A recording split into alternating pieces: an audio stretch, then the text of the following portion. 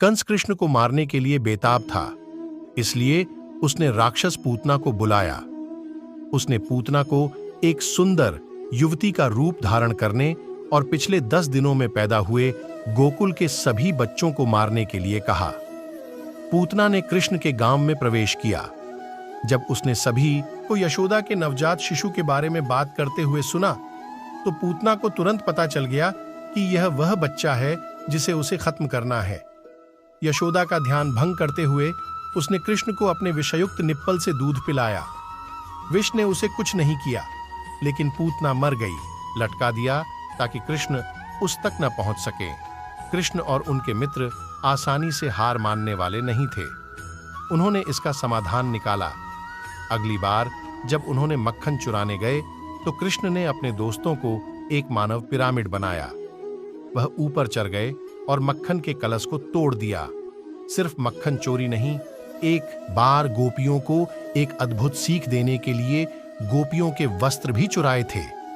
यशोदा कृष्ण की हरकतों से इतनी तंग आ गईं कि एक दिन उन्होंने उन्हें एक मोर्तार से बांध दिया।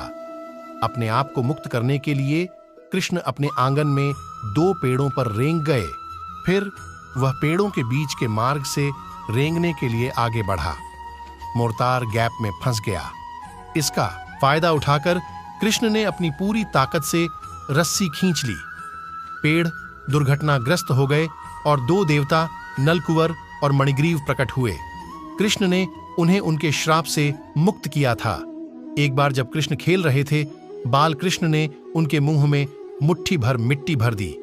जब कृष्ण के दोस्तों ने उनकी मां से शिकायत की, यशोदा उसके पास दौड़ी और उसे अपना मुंह खोलने के लिए कहा। शुरू में उन्होंने मना कर दिया, लेकिन जब यशोदा ने उन्हें कठोर दृष्टि दी, तो कृष्ण बाध्य हो गए। यशोदा ने जो देखा वह कीचड़ नहीं, बल्कि सारा ब्रह्मांड था। इसे देखकर मां यशोदा बेहोश हो गई। हर दिन कृष्ण अपनी गायों को नदी के किनारे चराने ले जाते थे। अचानक नदी का पानी पीने से गायें मरने लगीं।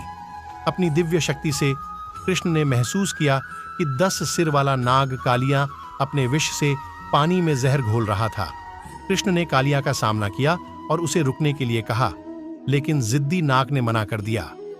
कृष्ण ने नदी में डुबकी लगाई और कालिया के सिर पर नाचते हुए उभरे। ये चिंतित थे। तब तक सभी ग्रामीण धीरे एकत्र हो चुके थे। भगवान और भारी और भारी हो गए, जब तक कि सर्प अपना वजन और अधिक सहन नहीं कर सका।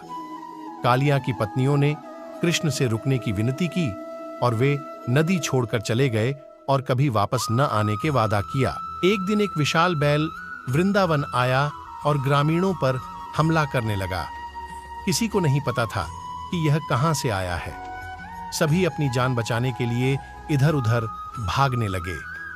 जब कृष्ण ने बैल का सामना हुआ, तो उन्होंने महसूस किया कि यह अरिष्टसुर नामक राक्षस है। कृष्ण बैल से निपटने और उसके सींगों को छेदने में कामयाब रहे। अंत में राक्षस ने बैल के शरीर को छोड़ दिया और भगवान को प्रणाम किया। उन्होंने कहा कि वह भगवान बृहस्पति के शिष्य थे और उन्हें बैल बनने का श्राप मिला था, क्योंकि उन्होंने अपने गुरु का अनादर किया। वृंदावन के निवासियों के बीच बारिश के देवता इंद्र की पूजा करने की एक रस्म थी। कृष्ण ने सुझाव दिया कि ग्रामीणों गोवर्धन पर्वत की पूजा करनी चाहिए।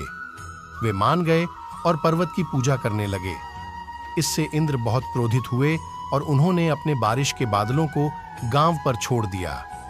फिर पूरे गांव में बाढ़ आ गया। फिर भगवान ने अपनी छोटी उंगली से गोवर्धन पर्वत को उठा लिया। उन्होंने ग्रामीणों को पर्वत के नीचे शरण लेने के लिए कहा और 7 रातों तक उसी स्थिति में खड़े रहे। इंद्र को अपनी गलती का एहसास